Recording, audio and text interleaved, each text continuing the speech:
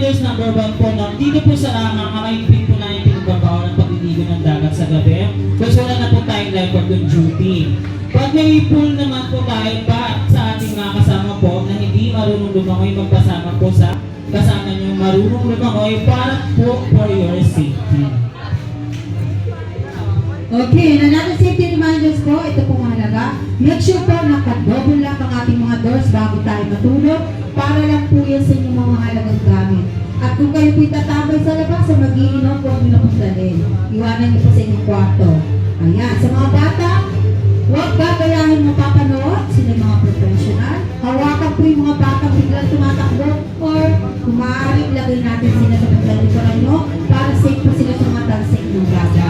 And another reminders po, another paalala po, meron po tayong barangay ordinance which is pagdating po ng 10 o'clock at pinabagawan na po ng pagpapatugtog ng malakas. So, pag-iusapan natin yung mga guests natin, sana po sumunod tayo dyan sa barangay ordinance na yan. Huwag muna tayong pasaway kasi yan po ay ordinance din sa ating lugar.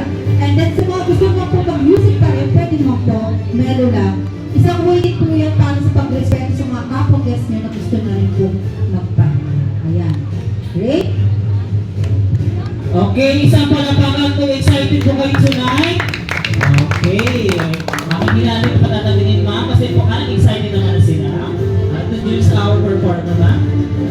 Yes, thank you Ren. And now, of course, excited na kayo. Are you ready? Marama, ready po ba kayo? Ready po kayo? Okay, ready na sila. Kaya hindi ko na po patatagalin, palakpakan po natin ang malakas na malakas. Si Rizal, Mayor, Pony, Jessica, okay.